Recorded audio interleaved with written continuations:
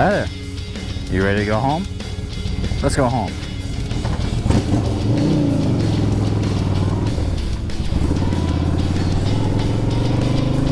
I'm gonna go this way today.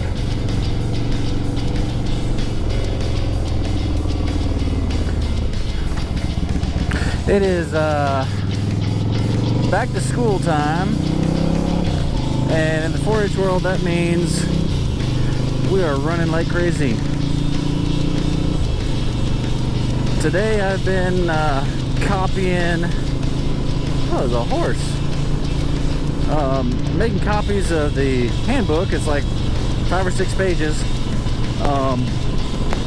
but I have to make 700 of those. So, you know, I've spent a lot of time at a copier, spent a lot of time sorting papers, counting them, putting them where they need to go, stacking them, getting ready to take them to the school. On top of emailing teachers back and forth, scheduling things. It's been interesting. The weather today, it actually doesn't feel that bad right now. Yesterday was pretty hot when I was heading home. It was pretty nasty. It was so the temperature was like 94, 95, something like that. But the heat index said it feels like 104. That's just disgusting. Humidity just makes it horrible. That's why, I've been out west, and when it's hot, yes, it's still hot, but it's a different heat. It's a dry heat. It's a little more manageable than 100 degrees. 100 degrees out in Arizona is more manageable than 100 degrees in Georgia. I've been in both. Stay. So I'm fairly confident that I can say from personal experience, it is better. Summer, 100 degrees in out west is better, more comfortable than 100 degrees in Georgia. And the humidity is what makes that difference, because the humidity makes you feel hotter. It doesn't allow your body to regulate as well. The reason we sweat is for that sweat to evaporate and to cool off our body. Well, what happens when that sweat doesn't evaporate? You get sticky, and you just get nasty. Your clothes get soaking wet, and it makes you hotter. I sweat a lot. Back in high school, I got a special marching band award as the sweatiest band member. No joke, after practice I would take my shirt off and wring it out and would have a puddle. I solved that in college though. I just took my shirt off.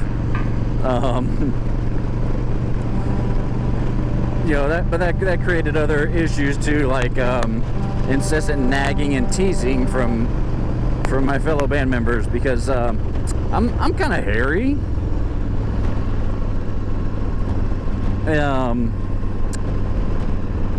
Definitely have a lot of body hair, and I'd still sweat, I'd still be hot and everything, and people would joke, my friends mainly would say, you wouldn't sweat as much if you took your sweater off. And if I got sunburn, hey, that's a nice pink sweater you're wearing. So yeah, a tree fell down. But yes, the humidity is what makes summers absolutely miserable. That in the deep south, down South Georgia, we've got gnats. gnats, these tiny, tiny itty bitty bugs that get in your eyes, your nose, your ears, your mouth.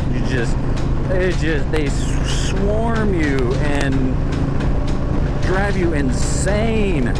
It is horrible. I hate gnats. I can deal with the heat because, you know, you can escape the heat. Just go inside.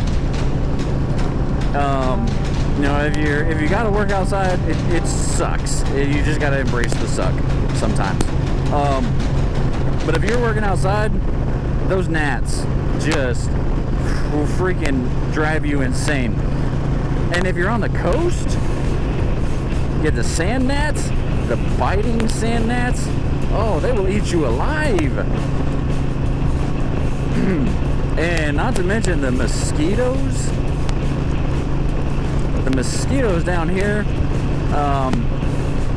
some of them are big enough, they'll carry you away. They'll carry away a small child.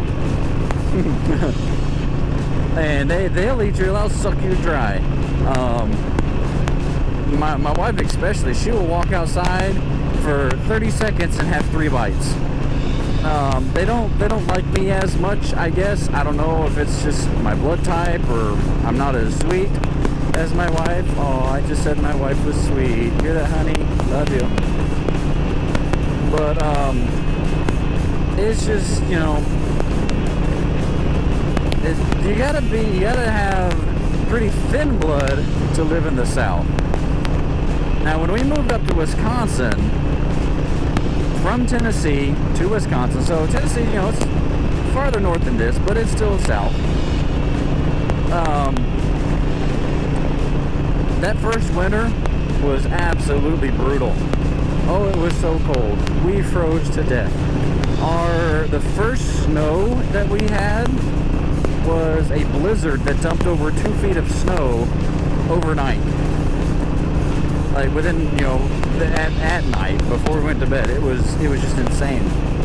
And of course we moved there in summer. We hadn't experienced a Midwestern winter, and it was we didn't have a snow shovel. We lived in an apartment complex, and so I was like, well, I guess I'll walk down into the store and see, because I couldn't get the car out. It was snowed in. So I walked a mile in a blizzard down to the store to get the last snow shovel that they had. And it was this little 12-inch aluminum flimsy snow shovel. So I went out and I shoveled out behind my car thinking, yeah, okay, we'll be able to get out in the morning, go to work. No, my neighbors, or the people, whoever parked on either side of me, said, hey, we're gonna teach this southern rebel what we do up here in the north. They uncovered, you know, they shoveled all the snow out from behind their cars and put it behind mine. I don't know if it was purposeful.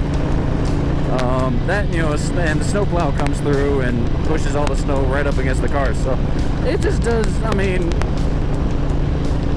gotta have thick blood to live up north. You gotta have thin blood to live down here. When we came back down here, the first winter here was beautiful.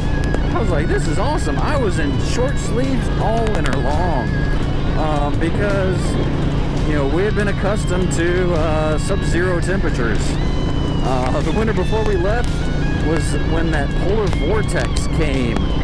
Atlanta had what they call the snowpocalypse. But that polar vortex, it was colder where we lived in Wisconsin than it was in northern Alaska. We had temperatures in the negative 40s. Like, that was the actual temperature. And then the wind chill would take it even more than that. And I was working for Delta Airlines outside, loading planes in that mess, in the snow and the driving sleet and negative 40. It was just, it hurt.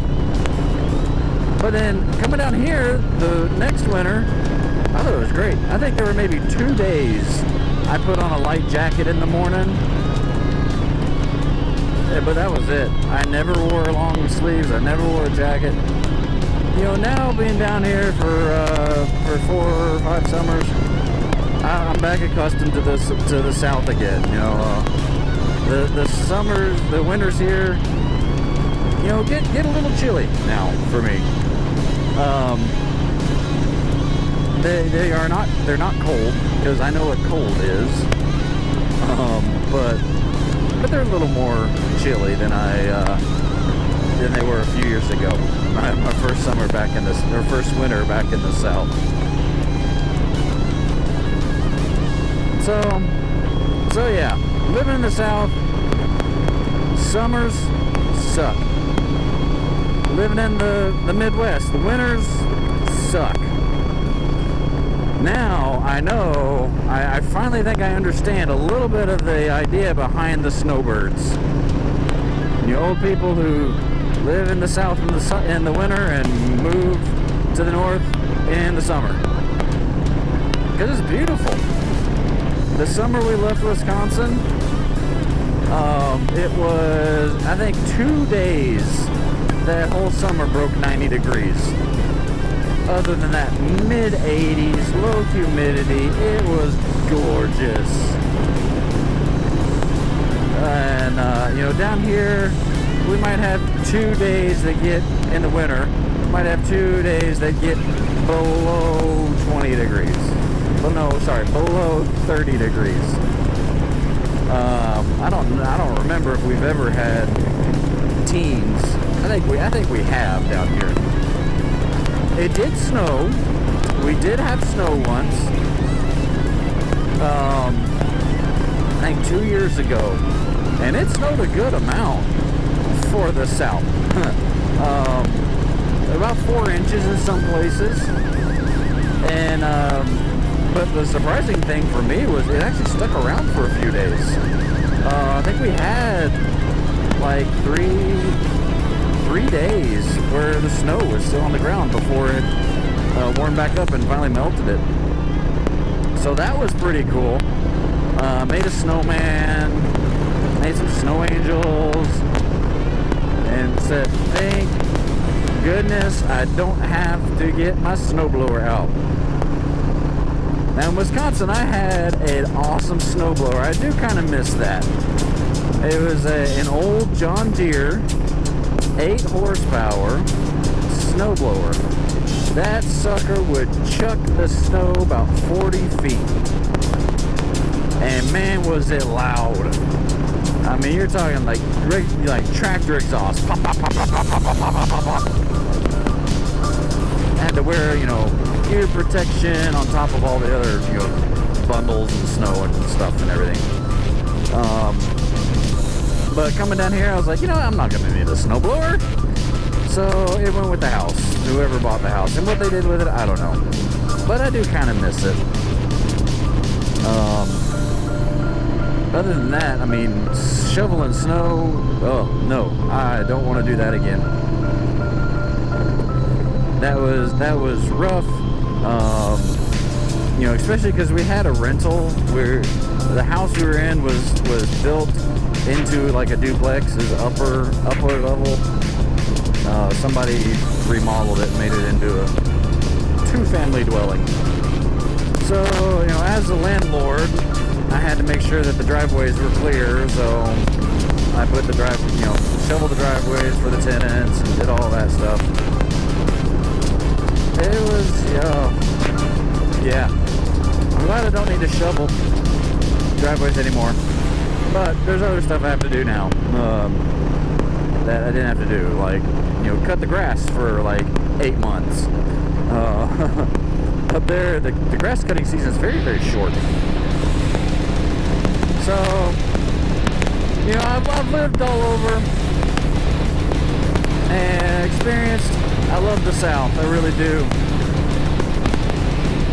Least favorite things is definitely the days where it's 96% humidity and the daggum gnats. Take those away, this place would be paradise.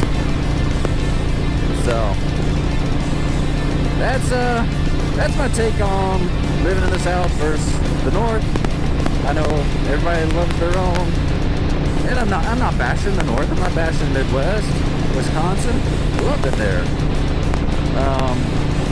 Just, you know, different type of person. There's some people down here that would not survive up there.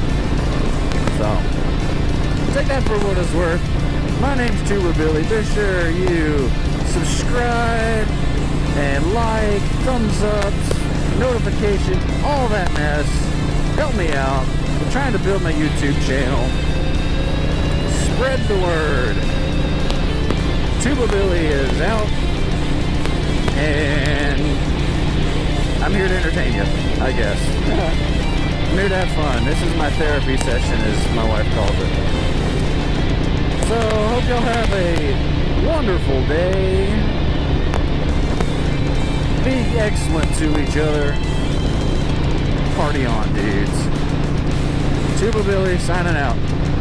God be with you till we meet again.